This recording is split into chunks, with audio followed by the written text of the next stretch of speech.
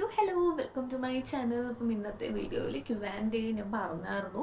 Already നിങ്ങളോട് ക്വസ്റ്റ്യനൊക്കെ ചോദിക്കാൻ പറഞ്ഞു, പക്ഷെ എനിക്കറിയാം കുറച്ച് പേരെ ചോദിച്ചിട്ടുള്ളൂ. But no problems. 4 പേരെ ചോദിച്ചിട്ടുള്ളത്. ഞാൻ അതിൻ്റെ ആൻസർ പറയാം. പിന്നെ അല്ലാതെ ഞാൻ റിപ്ലൈ തരാത്ത കുറച്ച് ക്വസ്റ്റ്യൻസ് ഒക്കെ ഉണ്ടല്ലോ, അതിൻ്റെയും ആൻസർ ഞാൻ പറയാം.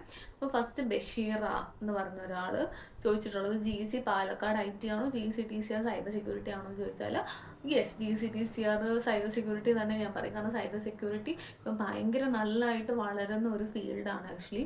അതിൻ്റെ ഒരു വേറെ അതായത് ഇപ്പം നമ്മൾ ഡിഗ്രി കഴിഞ്ഞ് ചിലവരല്ലാതെ കോഴ്സ് എടുക്കുമ്പോൾ തന്നെ 2 lakh സംതിങ് ആകും. അപ്പോൾ അതിപ്പം നമുക്ക് ഇൻ ഹാൻഡ് കിട്ടുന്ന ഒരു കോഴ്സാണ്. അത് നല്ലതായിരിക്കും.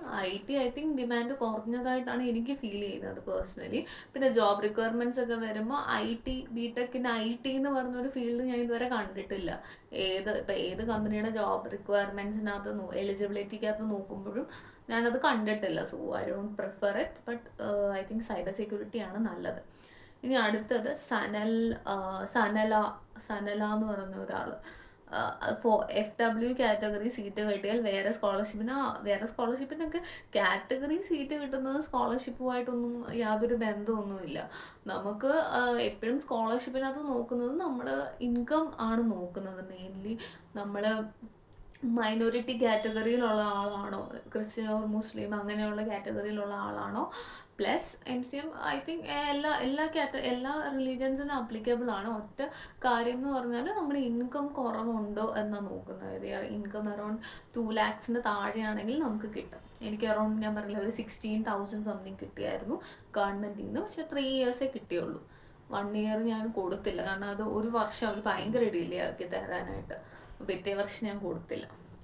GC Thrissur CPS VS computer science from IHRD Chengannur എന്ന് ചോദിച്ചാൽ cyber physical system. Yes, obviously GC തൃശ്ശൂരിൽ സൈബർ ഫിസിക്കൽ സിസ്റ്റം തന്നെയായിരിക്കും നല്ലത്. Computer science from IHRD I think അതാണ്. പക്ഷെ ഐ തിങ്ക് അതിലും നല്ല പിടുത്തമെന്ന് കേട്ടത്. അണ്ടർ 4,000 റാങ്ക് വേണം എന്നാണ് പൊതുവെ കേട്ടത്. നല്ല കോഴ്സാണ്. അണ്ടർ ഇലക്ട്രോണിക്സിന് എൻ്റെ ഡിപ്പാർട്ട്മെൻറ്റിന് അണ്ടർ വരുന്നത്. അപ്പം ഞാൻ എൻ്റെ സാറിനോട് ചോദിച്ചായിരുന്നു ആക്ച്വലി ഈ ഒരു കോഴ്സിനെ പറ്റി. ബട്ട് ഈ പുള്ളി നല്ലതെന്നാണ് പറഞ്ഞത്. തേർഡ് അലോട്ട്മെൻറ്റ് ഓപ്ഷൻ രജിസ്ട്രേഷൻ കഴിഞ്ഞ് ഡോക്യുമെൻറ്റ് വെരിഫിക്കേഷൻ അത് ഞാൻ പറഞ്ഞെങ്കിൽ എല്ലാം ഇപ്പം പെട്ടെന്ന് നടത്തും. അതുകൊണ്ട് ഒരു 2 days 3 days സ്പാനിൽ എന്തായാലും വരും. അത് ഫോർ ഷുവർ വരുന്നതായിരിക്കും. ഇനി അടുത്ത ക്വസ്റ്റ്യനിലേക്ക് കിടക്കാം. ബാർട്ടൺ ഹിൽ IT ബെറ്റർ ആണോ എന്ന് ചോദിച്ചിട്ടുണ്ട്. ബാർട്ടൺ ഹിൽ കോളേജ് നല്ലൊരു കോളേജാണ്. പ്ലേസ്മെൻ്റ് ആയിക്കോട്ടെ ബാക്കിയുള്ള കാര്യത്തിൽ ഇതാണ് ഞാൻ പറഞ്ഞില്ല. IT വരുമ്പം എനിക്ക് ഉറപ്പില്ല. ITയുടെ കാര്യം ഞാൻ പറഞ്ഞില്ല, സ്കോപ്പ് കുറയുന്നുണ്ട്. അതുകൊണ്ട് IT എടുക്കുന്നത് നല്ലതാണോ എന്ന് ചോദിച്ചാൽ ഐ ഡോണ്ട് പ്രിഫർ ആക്ച്വലി. പക്ഷേ ഡിപ്പെൻഡ്സ് ഓൺ പേഴ്സൺ. ഇപ്പം നിങ്ങൾക്ക് വേറെ ആ കോളേജ് തന്നെ കിട്ടണം, വേറെ ഡിപ്പാർട്ട്മെൻറ്റ് കിട്ടുന്നില്ലെങ്കിൽ നിങ്ങൾ അങ്ങനെ എടുക്കുക. പക്ഷേ ഫ്യൂച്ചറും ഇനി നിങ്ങൾ നമുക്കിപ്പോൾ ഇപ്പം തന്നെ നമുക്ക് പ്രെഡിക്റ്റ് ചെയ്യാൻ പറ്റത്തില്ല. ഓക്കെ, നമുക്ക് ഇത് തന്നെ പ്ലേസ്മെൻറ്റ് കിട്ടും, എങ്ങനെയായിരിക്കും പോകുന്നത് പ്രെഡിക്റ്റ് ചെയ്യാൻ പറ്റത്തില്ല. അപ്പം എടുക്കുമ്പം ആ ഒരു ബ്രാഞ്ച് എല്ലാത്തിനും ആക്സസിബിൾ ആയിട്ടുള്ള ബ്രാഞ്ച് ആണെങ്കിൽ കുഴപ്പമില്ല. ഇപ്പം ഞാൻ ഇലക്ട്രോണിക്സ് എടുത്തുകൊണ്ട് തന്നെ എനിക്ക് CS അല്ലെങ്കിൽ EEE പോകാനോ അല്ലെങ്കിൽ ഒരു ഗവൺമെൻറ് എക്സാം എഴുതാനോ അല്ലെങ്കിൽ പുറത്തോട്ട് പോകാനോ ഒക്കെ എനിക്ക് പ്രശ്നമൊന്നുമില്ല.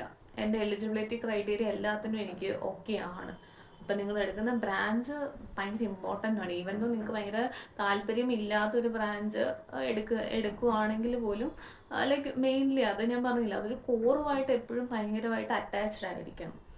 IT നല്ലതാണ്. പണ്ടത്തെ കാലഘട്ടത്തിലാണ് എല്ലാവരും IT ഒക്കെ എടുത്തുകൊണ്ടിരുന്നത്. പക്ഷെ ഇപ്പം എല്ലാവരും കമ്പ്യൂട്ടർ സയൻസും ഡേറ്റ സയൻസ് അങ്ങനെയുള്ള കോഴ്സുകളാണ് എടുക്കുന്നത്. So it depends. ബട്ട് എൻ്റെ അഭിപ്രായത്തിൽ ഞാനായിരുന്നു ഇങ്ങനെ എടുക്കൂലായിരുന്നു IT. ഞാൻ വേറെ ഡിപ്പാർട്ട്മെൻറ്റ് എടുക്കാനാണ് ഞാൻ പ്രിഫർ ചെയ്യുന്നത്. പിന്നെ ആ കോളേജ് വേണമെങ്കിൽ ഒബ്വിയസ്ലി എടുക്കാം. പിന്നെ എൻ്റെ ഓൺലൈൻ ട്യൂഷൻ്റെ കാര്യമൊക്കെ ചോദിച്ചിട്ടുണ്ട്. ഓൺലൈൻ ട്യൂഷൻ ഞാൻ ആക്ച്വലി കോളേജ് ടൈമിൽ എടുത്തിരുന്നില്ല. ഞാൻ കോളേജ് കഴിഞ്ഞിട്ടാണ് അത്. ലൈക്ക് എനിക്ക് ഒരു ട്രസ്റ്റഡ് ആയിട്ടുള്ള ഒരു ഇൻസ്റ്റിറ്റ്യൂഷൻ മാത്രമേ എനിക്ക് അറിയത്തുള്ളൂ. ബാക്കിയുള്ള ഇൻസ്റ്റിറ്റ്യൂഷൻസിൻ്റെ കാര്യം എനിക്ക് അറിയത്തില്ല. ഞാൻ വർക്ക് ചെയ്യുന്ന ഇൻസ്റ്റിറ്റ്യൂഷൻ്റെ കാര്യം മാത്രമേ എനിക്ക് അറിയത്തുള്ളൂ. പിന്നെ ഞാൻ അതിൻ്റെ ലിങ്ക് ഞാൻ ആ വീഡിയോയുടെ താഴെ തന്നെ കൊടുത്തിട്ടുണ്ട്. സോ നിങ്ങൾ ആ വീഡിയോ എന്തായാലും കാണണം, ഫുള്ളായിട്ട് കാണണം. കാരണം ഞാൻ കുറേ ലൈക്ക് എൻ്റെ ഒരു എക്സ്പീരിയൻസാണ് ഞാൻ അതിൽ പറഞ്ഞിട്ടുള്ളത്. സോ മെയിനായിട്ട് നിങ്ങൾ ആ ലിങ്ക് നോക്കണം. ഓൺലൈൻ സർട്ടിഫിക്കേഷൻസും കോഴ്സസൊക്കെ ഞാൻ എടുത്തിട്ടുണ്ട്. അതിൻ്റെ ഡീറ്റെയിൽസ് ഞാൻ GC പാലക്കാട് ട്രിപ്പിൾ ആണോ IT ആണോ ചേച്ചി നല്ലത്?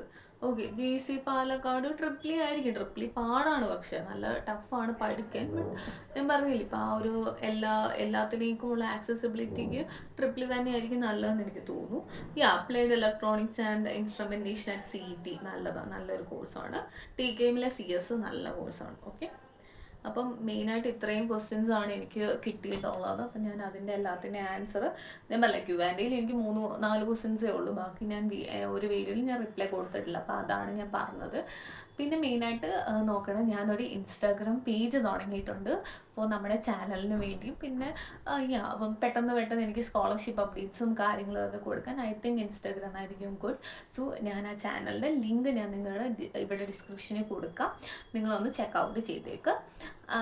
പിന്നെ തേർഡ് അലോട്ട്മെൻറ്റ് ഇന്ന് വന്നു. അതിൻ്റെ കാര്യം പറയുവാണെങ്കിൽ തേർഡ് അലോട്ട്മെൻറ്റിൽ